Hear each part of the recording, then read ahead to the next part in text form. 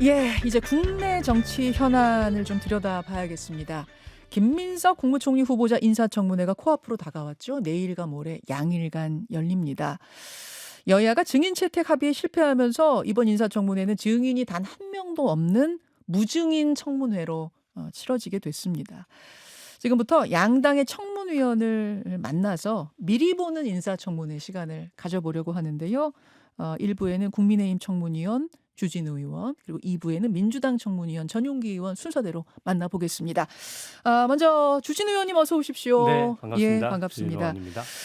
총리 인사청문회인데 증인도 참고인도 없는 경우가 네, 없었죠. 전례가 없었다라고 합니다. 그래서 그리고 저희는 최소한의 사실 증인을 신청한 것인데 이게 민주당에서 표결로 결정하자고 하니까 사실 네. 합의에 이르지 못한 것이거든요.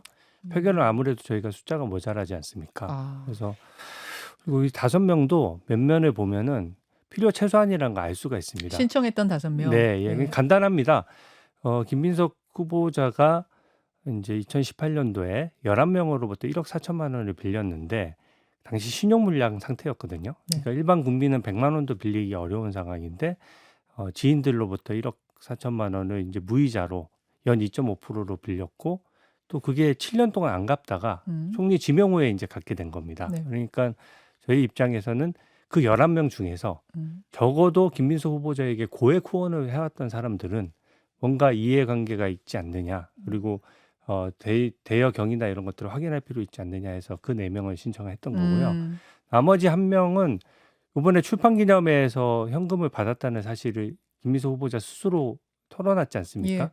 사실 먼저 얘기하는 경우가 굉장히 드문 일이거든요. 음. 근데 그것을 먼저 얘기하다 보니까 결국 이게 책값이 맞느냐 이런 문제가 불거졌고, 출판사 관계자 정도 불러서 어느 정도 책이 팔렸고, 이런 출판사 관계자를 부르는 거였어요? 예, 그런 물론 이제 신청 범위는 조금씩 뭐 협상 과정에서 조정이 되는 것인데 예. 그 정도 선을 저희는 생각을 했던 것인데 민주당은 뭐 가족 공격하지 말라 이렇게 언론 보도를 토대로 막 얘기를 이게 하는데 가족들 다 부르겠다는 건 망신 주기 하려는 거 아니냐 전혀 하면서 안 받아들인 거다. 이게 민주당 입장인데요. 예, 전혀 그렇지 않고요. 가족을 부르려고 했던 게 아닙니까? 네. 그 제일 문제 되는 게 이제 김민석 후보자의 전 배우자입니다. 예. 사실 전 배우자를 갑자기 청문회 부른다는 게 이상하죠. 저도 거기에 동의합니다. 어허. 근데 이게 왜 문제가 되냐면 김민석 후보자가 신용불량 상태에서 그 아드님을 미국의 좀 그 유명 사립대학에 보냈어요. 예. 학비만 1년에 1억 2천만 원 정도 드는 데거든요. 음흠. 그러니까 사실 그 자금원이 확인이 안 되잖아요. 그리고 김민석 후보자 스스로 자금원이 설명이 안 되다 보니까 전 배우자로부터 학비를 받았다라고 얘기한 겁니다. 네네. 근데 이게 유학 보내보신 분들은 아시겠지만 해외에 송금을 하게 되면 네. 한국은행에 자동으로 신고가 돼요. 그렇죠. 그러니까 사실은 그 아드님이든 그 전 배우자든지 간에 두 분 중에 한 분만 동의를 해도 해외에 송금한 내역은 확인할 수 있거든요. 근데 해외에 지금 신용불량 상태에서 국민들이 봤을 때 너무 과도한 유학비가 지출돼서 일반 국민은 불가능한 일을 했으니까 그 소득원 정도는 우리가 확인을 해야 되겠다. 그리고 그 액수는 사실 사생활하고 상관없거든요. 전 배우자가 뭐 어떤 생활을 하는지 어떤 소득원이 있는지 궁금하지 않습니다. 진짜 전 배우자가 준 돈이 맞는지. 왜 이거를 의심할 수밖에 없냐면 종전에 좀 죄송한 말씀입니다만 김민석 후보자의 과거 재판에서도 사실 다른 분에게 유학 비용을 받았던 것이 문제가 돼서 판결문에 그게 명시가 돼 있거든요. 김민석 후보자 본인 유학비 네. 말씀하시는 거죠? 그러니까 예전에 어떤 유학 비용을 소위 말하는 후원 받았던 스폰서를 한번 받았던 전력이 있는 데다가 본인은 신용 불량이고 전 배우자가 그러니 해외 송금 내역만 확인하자고 하는데 양쪽 다 부동의를 했어요. 그래서 자료도 안 왔습니다.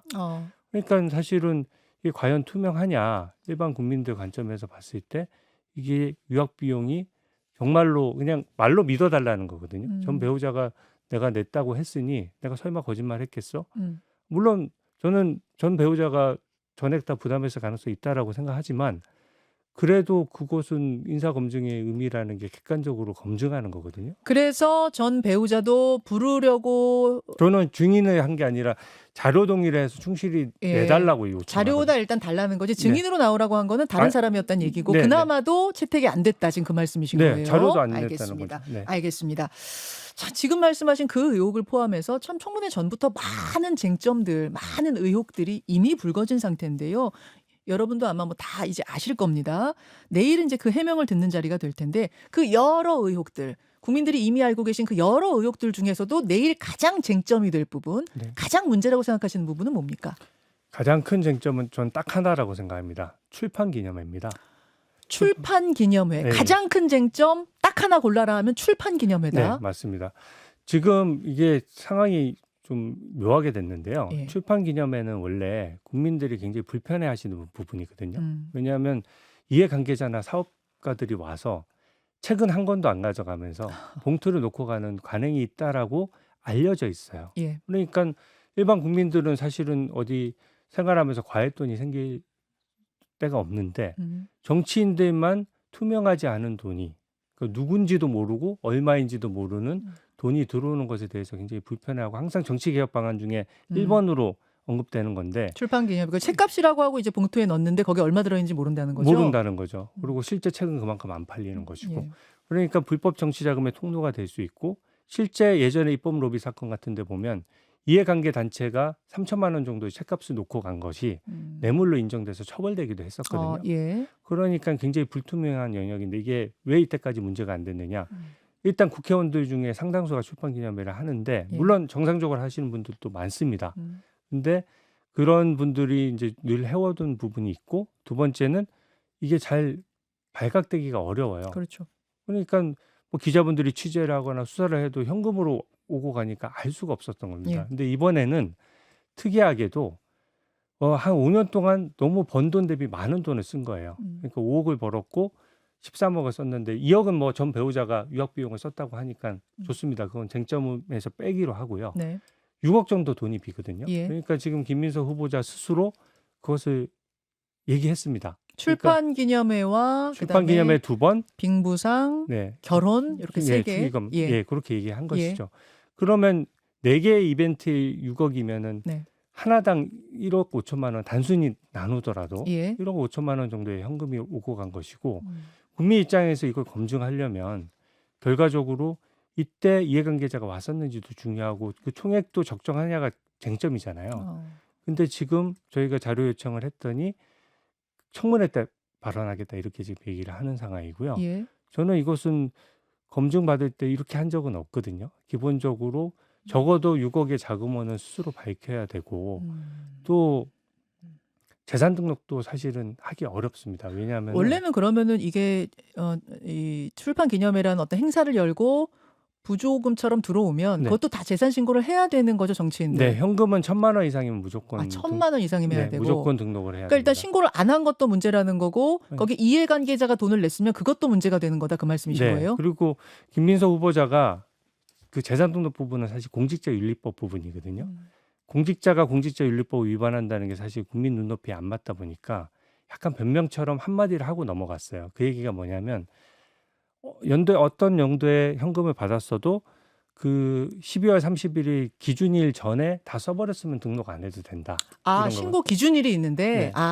예, 근데 그 말 자체로 사실 국민 눈높이에 안 맞는 말이죠. 이게 등록 안 하려고 미리 다 써버렸다는 얘기인데 어허. 그게 왜 말이 안 되냐면 이 이벤트들이 전부 그 축의금이라든지 빙부상이라든지 예.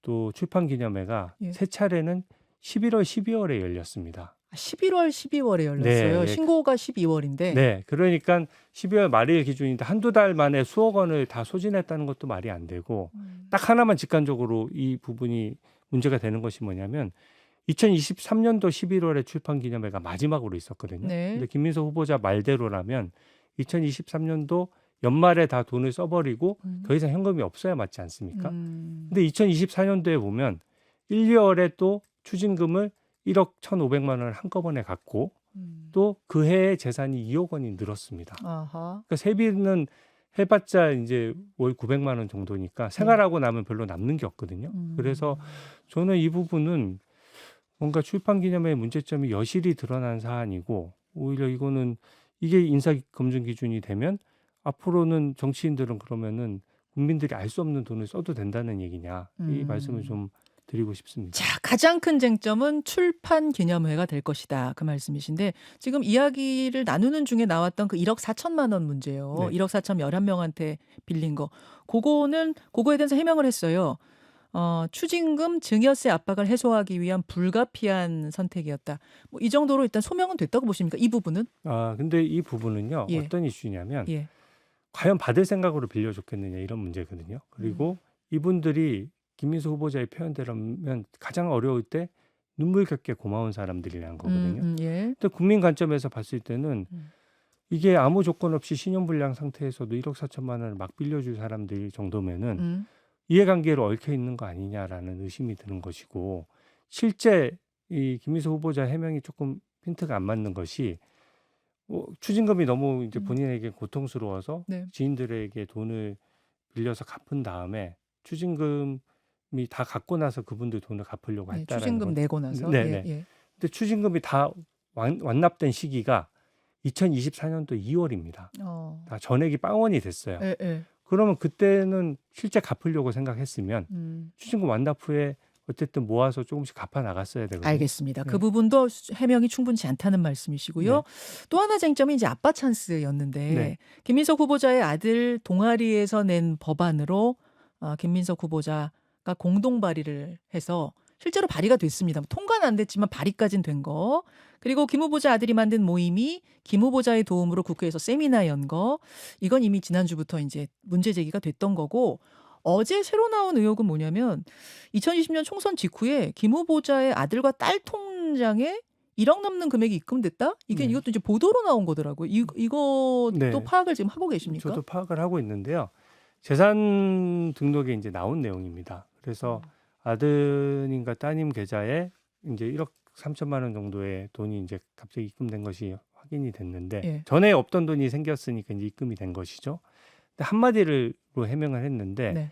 전 배우자가 애들을 키웠다 이런 거거든요. 근데, 아이들은 전처가 키우고 있어서 이 부분에 대해서 이제 모르겠다 이런 네. 취지로 해명했습니다. 근데 그게 조금 그것도 안 맞는다고 생각하는 것이 그 당시에 아이들의 주소지가 김민석 후보자와 같은 주소지였거든요. 그러니까, 이 예금이 들어올 당시에는요. 그리고 지금은 전처가 키우고 있는 게 맞지만. 네, 전처도 이제 사실 주민등록이 두 분은 왔다 갔다 하고 있어서 예. 정확한 사실관계는 청문회 과정에서 지켜봐야 되겠지만 예. 그래도 돈이 입금할 당시에는 본인 계좌에 있었고 적어도 지금 청문회 국면으로 들어온 지 20일 가까이 됐지 않습니까? 예. 신며칠이 됐으니까 지금은 사실은 그 본인 재산관계를 검토를 해서 설사 몰랐어도 지금 물어봐서 답변해야 될 상황이거든요. 근데 이 계좌에 자금원이 없는 상태에서 갑자기 돈이 생겼는데 잘 모르겠다라고 하는 것은 조금 국민에 대한 예의는 아니지 않나. 그 부분도 아마 내일 네. 뭔가 해명을 해야 될 것이다 이런 말씀이세요.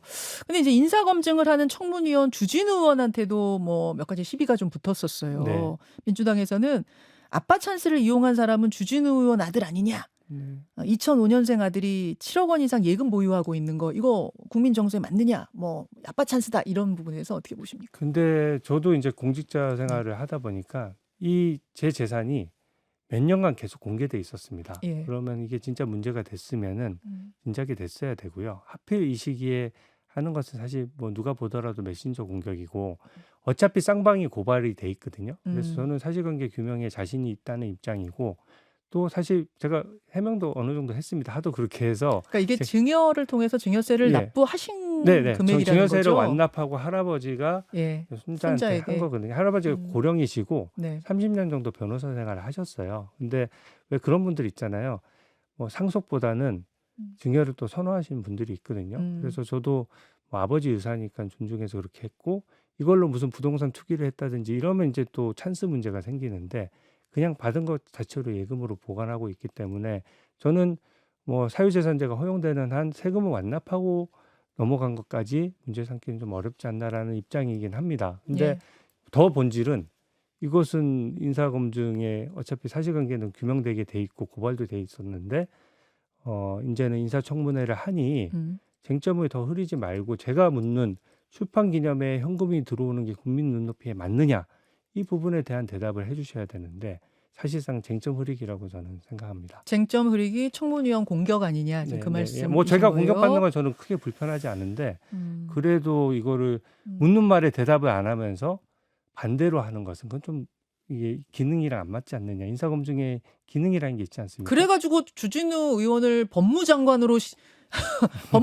지명해가지고 인사청문회 하자 이런 야당 의원의 제안도 있었어요. 거기에 김민석 후보자가 답글 달았다가 또 지우기도 하고 그런 해프닝도 있었어요. 네, 김민석 후보자도 이제 인사검증위원을 바로 본인이 공격하는 것처럼 되니까 부담스러워서 바로 지우셨는데 지우셨으니까 제가 별도로 그 부분은 뭐 언급하지 않겠습니다. 네. 네.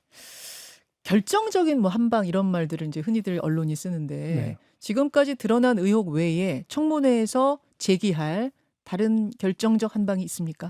저는 사실관계에 대해서 이제 어제 그 구체적인 답변자로 오기 시작했기 때문에 새로운 내용도 당연히 나올 거라고 생각하고요. 한 말씀 드리고 싶은 것은 사실 결정적 한방은 나와 있는 상태입니다. 저는 수많은 인사검증이나 이런 것도 지켜봤고 실무적으로 보좌도 해봤는데요. 정치인이 자기 집에 현금이 있었다는 것을 스스로 얘기한 경우는 제가 처음 봤어요. 그러니까 인사청문 기능에서 지금 정권 초기고 출범하고 워낙 해외 이슈도 많고 지금 여러 가지 이슈가 많다 보니까 이 부분이 부각이 덜 됐는데 사실 이 현금이라는 건 차명재산이야 마찬가지거든요. 국민 모르게 현금을 몇 억 썼다라고 하면 그 자체로 사실은 보통 스스로 물러나거나 했던 게 일반적입니다. 그래서 저는 그 부분에 대해서 말로는 소명된다라고 하는데 액수를 얘기한 이상 저는 어떤 형태로든 불투명하게 운영됐고 그것이 앞으로 국정 운영을 한다라고 치면 누가 얼마를 줬고 이런 것들을 세세하게 다 밝힐 수가 없고 검증이 안 되는데 알겠습니다. 그건 문제라고 생각합니다. 이미 결정적 몇 방이 나왔다 이런 말씀으로 들리는데요. 여기까지 듣고 뒤에 민주당 전용기 의원의 이야기 들어보죠. 고맙습니다. 주 의원님. 네, 감사합니다. 김현정의 뉴스쇼는 시청자 여러분의 참여를 기다립니다. 구독과 좋아요, 댓글 잊지 않으셨죠? 알림 설정을 해두시면 평일 아침 7시 10분 실시간 라이브도 참여하실 수 있습니다.